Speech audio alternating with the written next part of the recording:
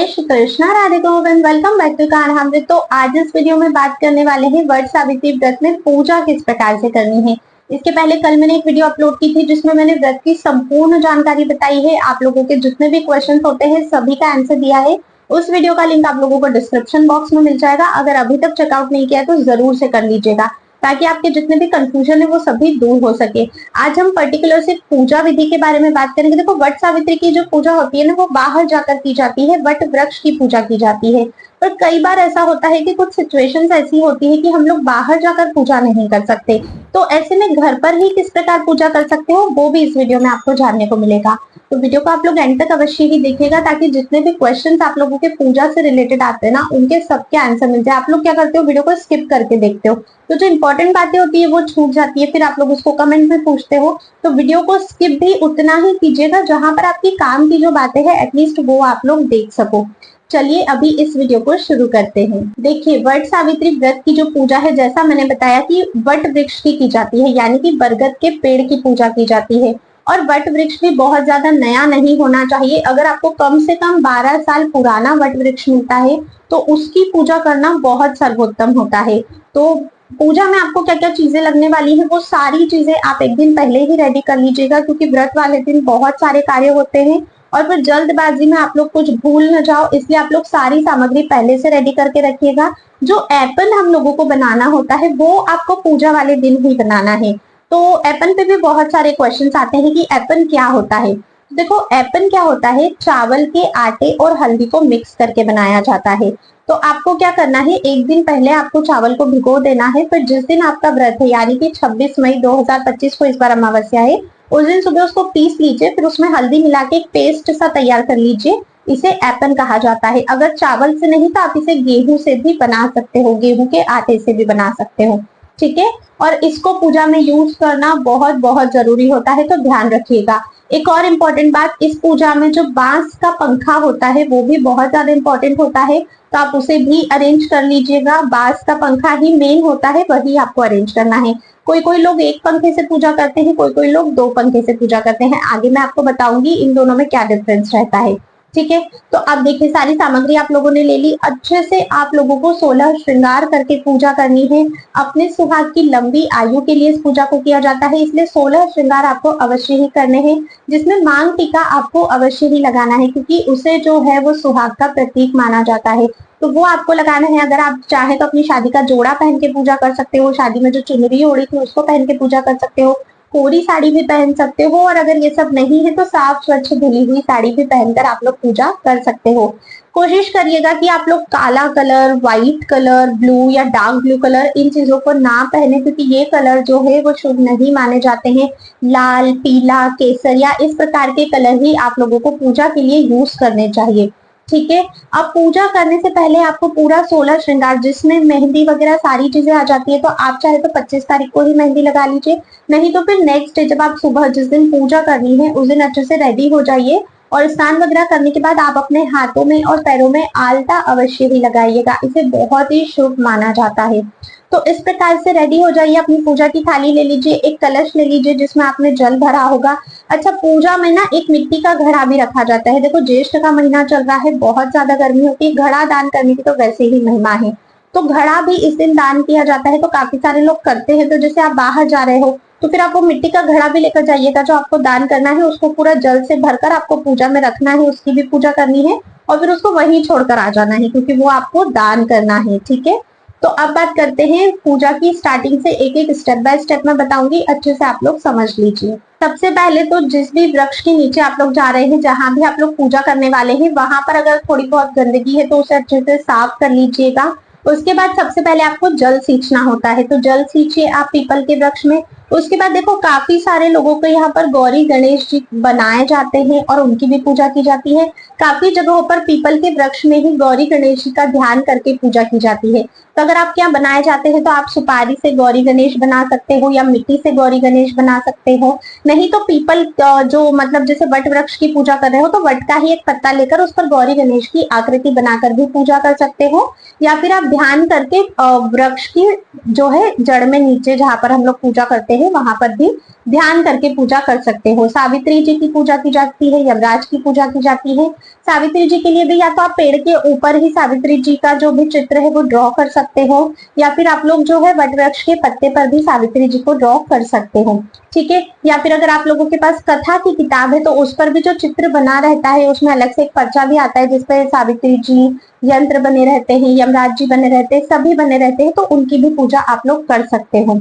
कई सारे लोग कलश की स्थापना भी करते हैं। देखो, कलश की अगर स्थापना करोगे तो फिर पूजा करने के तुरंत बाद आप वापस नहीं आ सकते हो, फिर आपको आधे से 1 घंटा वहीं पर रुकना होगा, क्योंकि आपने कलश स्थापित करके देवताओं का आवाहन कर लिया है, ठीक है। तो अगर वो ऑप्शनल होता है, अगर आपके यहाँ पर होती है कलश की स्थापना तो सबसे पहले कलश की स्थापना कीजिए, उसके बाद गणेश जी की पूजा कीजिए, उसके बाद पार्वती माता की पूजा कीजिए, सावित्री जी की पूजा कीजिए, वृक्ष की पूजा कीजिए, यमराज जी की पूजा कीजिए। इस प्रकार से आपको स्टेप बाय स्टेप सबकी पूजा करनी है। गणपति जी को आपको जनेऊ अर्पित करनी है, दुर्वा अर्पित करनी है, लाल कलर का पुष्प अर्पित करना है। माता पार्वती की आपको पूजा करनी है, उन्हें आपको श्रृंगार का सामान अर्पित करना है, पूरे 16 श्रृंगार माता को अर्पित करने चाहिए। अगर इतना आप नहीं कर सकते हो तो 5 चीजें अर्पित कर दीजिए, कोई भी, जैसे बिंदी हो गई, चूड़ी हो गई, मेहंदी हो गई, है ना। अगर 5 चीजें भी आप लोग अर्पित नहीं कर सकते हो तो केवल सिंदूर, बिंदी या चूड़ी ही आप लोग जरूर अर्पित कीजिएगा। अपने लिए भी कुछ ना कुछ जरूर चढ़ाइएगा जो फिर आप वहां से लेकर आ सकते हो। अपने पति के लिए भी जैसे कुछ भी आप वस्त्र चढ़ा सकते हैं अपने पति के लिए भी, वो भी बहुत शुभ माना जाता है।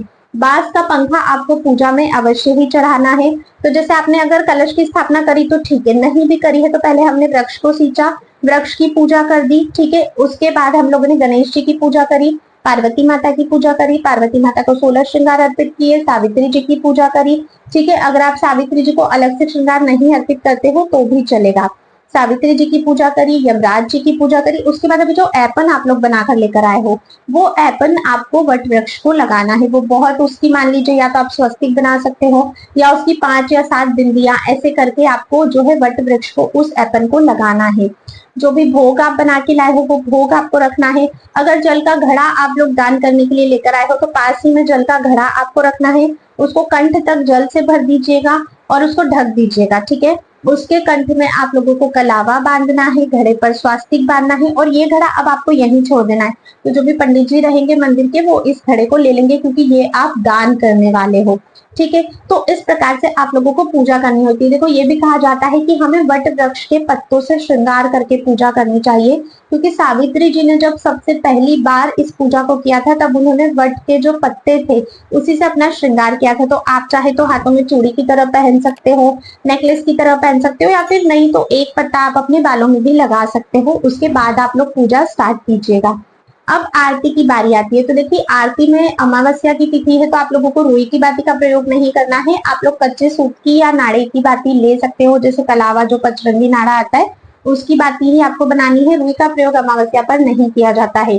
अब आरती पहले करे या कथा पहले करे, तो देखो आरती ही पहले कर लेना, क्योंकि बाहर जाते हैं बहुत ज्यादा भीड़ होती है, हम अकेले नहीं होते हैं पूजा करने वाले, काफी सारी महिलाएं पूजा करती है, तो भीड़ की वजह से वैसे ही हम आधी चीजें तो भूल ही जाते हैं। तो आप वहीं पर आरती कर लीजिए या फिर आप दीपक वहां प्रज्वलित कर लीजिए और आरती कहीं दूर जाकर भी आप दूर से भी कर सकते हो, क्योंकि हमें दूसरों को जलाना भी नहीं है, इस चीज का भी ध्यान रखना है। बहुत ध्यान से पूजा करनी है, बहुत ज्यादा भीड़ होती है, ठीक है। उसके बाद आप कहीं भी एकांत स्थान पर, वहीं पर आप लोग दूर कहीं बैठकर कथा सुन भी सकते हो, कथा का पाठ भी कर सकते हो, ठीक है। वट सावित्री व्रत की कथा आपको चैनल पर भी मिल जाएगी वट सावित्री वाले दिन, यानी कि 26 मई को। तो आप चैनल पर भी जाकर आप उस कथा को चेकआउट कर सकते हो। आपके लिए मैं वो कथा भी लेकर आने वाली हूँ। तो दान का सामान आप लेकर गए हो, बहुत ज्यादा इंपॉर्टेंट है इस दिन दान करना। तो जो भी दान का सामान आप लेकर गए हो वो सब भी आप वहीं छोड़ दीजिएगा, उसे पंडित जी ले लेंगे या आप अपने हाथों से पंडित जी को वो दान कर सकते हो। अगर मान लीजिए उस समय कोई भी लेने वाला नहीं है तो फिर आप घर ले आइए, उसको आप बाद में कभी भी दान कर सकते हो। बहुत सारी जगह क्या होता है, जो बांस का पंखा आप लोगों ने चढ़ाया है, जो दान के लिए रखा है, उसी पंखे पर रख कर सामान दान किया जाता है, या फिर आप ऐसे भी कर सकते हो, जैसा भी है। अब देखो, कहीं पर ना एक बांस का पंखा यूज किया जाता है, कहीं पर 2 यूज किए जाते हैं। तो जहां पर एक, जैसे मान लीजिए आपके यहाँ पर यदि एक यूज होता है तो वो फिर आपको वहीं छोड़कर आना है, उस पंखे को आपको दान करना है। अगर आपके यहाँ पर 2 यूथ होते हैं तो जो पहला पंखा है वो आप वहीं पर छोड़ के आओगे दान के लिए, दूसरा पंखा आप अपने घर पर लेकर आओगे, जिससे आपको अपने पति को हवा करनी होती है। जैसे वट सावित्री की आपकी पूरी पूजा हो गई, आप पूजा करके घर आ गए हो, उसके बाद पति पूजन किया जाता है। तो पति पूजन करने के लिए आप सबसे पहले अपने पति के चरणों को धुलाते हैं, उनका पूजन करते हैं, है ना। जो भी आरती उतारते हैं, जो भी प्रसाद आपने वहां पर चढ़ाया था वो अपने पति को देते हैं। उसके बाद उनको थोड़ा सा पंखा किया जाता है। इस तरह से पति पूजन जो है वो कंप्लीट होता है। फिर इस पंखे को आपको अपने घर पर रख लेना होता है। इस पंखे को आपको किसी को देना नहीं होता है। जैसे मान लीजिए कोई मांग भी रहा है तो 10-15 दिन अपने घर पर रखिए, उसके बाद आप लोग दे सकते हो, या फिर आप लोग वैसे तो साल भर तक रखना चाहिए, फिर अगले साल आप इसको किसी को भी दे सकते हो। तो इस तरह से जो है वो पूजा की जाती है। अब मान लीजिए ऐसी सिचुएशन है कि आप लोग बाहर नहीं जा सकते हो, तो आप घर पर किस प्रकार से पूजा करोगे वो विधि भी जान लेते हैं। तो देखिए, पूजा विधि तो बिल्कुल सेम ही रहेगी जो मैंने आप लोगों को बताई है। सिर्फ एक चीज है कि वट का वृक्ष हमें घर पर नहीं मिलेगा, तो ऐसे में आप क्या कर सकते हो, वट वृक्ष की एक दिन पहले यानी कि 25 तारीख को आप लोग वट वृक्ष की एक टहनी जो है वो लेकर आ सकते हो, या आप नर्सरी से वट का वृक्ष भी खरीद कर लेकर आ सकते हो। एक गमले को अच्छे से सजाकर उसमें उसको लगा दीजिए, और नेक्स्ट डे जिस दिन व्रत है 26 मई को, उस दिन फिर आप उस जो वट वृक्ष को लेकर आए हो उसी की आपको पूजन करना है, बिल्कुल उसी तरह से जो विधि अभी मैंने आप लोगों को बताई है। ठीक है।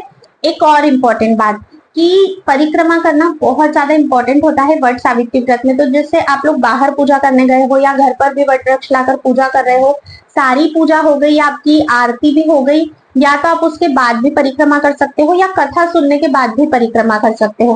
परिक्रमा कच्चे सूत को हाथ में लेकर की जाती है, एक एक परिक्रमा करते जाओगे, और जो धागा है, जो कच्चा सूत है, उसको वट के वृक्ष पर लपेटते हुए परिक्रमा करनी है।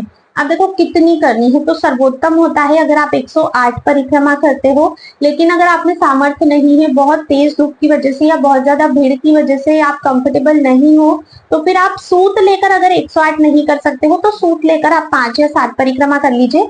बाकी की परिक्रमा आप बिना सूत के भी कर सकते हो। जो काले चने होते हैं, अच्छा हाँ, काले चने भी ना बहुत ज्यादा इंपॉर्टेंट होते हैं इस पूजा में। तो आपको पूजा से एक दिन पहले ही, जिन्हें देसी चने कहा जाता है, काले छोटे वाले चने भिगो देने हैं। पूजा में अवश्य और अवश्य ही लेकर जाना है और चढ़ाना है। और जब आप कथा भी सुनते हो ना, तो वो भीगे हुए काले चने हाथ में लेकर फिर ही आपको कथा सुननी है। व्रत का पारण भी इन काले चनों से ही किया जाता है, तो ये बहुत ज्यादा इंपॉर्टेंट है। तो सूत से आप 5-7 परिक्रमा कर लीजिए, उसके बाद आप काले चने छोड़ते हुए परिक्रमा कर सकते हो। अगर आप 108 नहीं कर सकते हो तो कम से कम 7 परिक्रमा तो आप अवश्य ही करिएगा, क्योंकि ये बहुत ज्यादा इंपॉर्टेंट होता है। घर पर भी अगर कर रहे हो तो घर पर भी आप इस प्रकार से कर सकते हो। और घर पर जहां भी पूजा करोगे ना, थोड़ा देखिएगा कि थोड़ी खुली जगह में कर पाओ, जैसे बरामदा वगैरह है तो वहां पर कर पाओ, जैसे आसमान दिखता रहे, क्योंकि वट वृक्ष कभी भी घर में नहीं होते हैं, वो खुली जगह पर ही होते हैं। तो ये एक विकल्प था कि अगर हम बाहर नहीं जा सकते हैं तो फिर हम घर पर किस प्रकार से पूजा कर सकते हैं। अगर ऑफिस है, आपका कोई भी काम है ना, तो आप लोग फिर दोपहर में पूजा नहीं कर सकते हो। ऐसे में अगर तो आप लोग सुबह भी पूजा कर सकते हो, जब भी आप लोग कंफर्टेबल रहते हो। पूजा करने जाने से पहले आपको कुछ भी खाना पीना नहीं होता है। तो पूजा करने के बाद ही फिर आप लोगों ने जिस प्रकार से भी व्रत धारण किया है, उस प्रकार से आप लोगों को पानी या प्रसाद लेना होता है। मैंने जो प्रीवियस वीडियो है उसमें बताया है व्रत किस प्रकार से किया जाता है, आप उस वीडियो को जरूर चेकआउट कर लेना। अगर किसी तरह का कोई मेडिकल कंडीशन है, ज्यादा देर तक भूखे प्यासे नहीं रह सकते हो, तो एकदम सुबह सुबह जल्दी जाकर भी आप लोग ऐसी कंडीशन में पूजा कर सकते हो। उसके बाद जो भी आपकी रेगुलर मेडिसिन है वो आप ले सकते हो, और जो भी आपका ट्रीटमेंट है वो आप कंटिन्यू कर सकते हो। व्रत का जो पारण किया जाएगा वो नेक्स्ट डे किया जाएगा, यानी कि 27 मई 2025 को सूर्योदय के बाद आप कभी भी पारण कर सकते हो। 8-8:30 बजे के पहले तक आप लोग कर लीजिएगा। अच्छा, ये थी वट सावित्री व्रत की पूजा विधि मैंने आपको बताई है, जिसमें मैंने सारी चीजें कवर कर ली है। अगर कुछ भी मुझसे छूट गया है, कोई भी आप लोगों के प्रश्न है, कुछ भी आप लोग पूछना चाहते हो, आप नीचे कमेंट करके पूछ सकते हो। डिस्क्रिप्शन में से प्रीवियस वीडियो जरूर देख लीजिएगा, क्योंकि उसमें आपके और भी कई सारे क्वेश्चन के आंसर आपको मिल जाएंगे। अगर वीडियो पसंद आया है तो अपने सभी मित्रों को जरूर शेयर कीजिएगा, चैनल को सब्सक्राइब कर लीजिएगा, ताकि आने वाले सभी वीडियोस के नोटिफिकेशन मिल सके। कथा की वीडियो भी चैनल पर आपको व्रत वाले दिन मिल जाएगी, तो आप कथा भी अवश्य ही श्रवण कीजिएगा।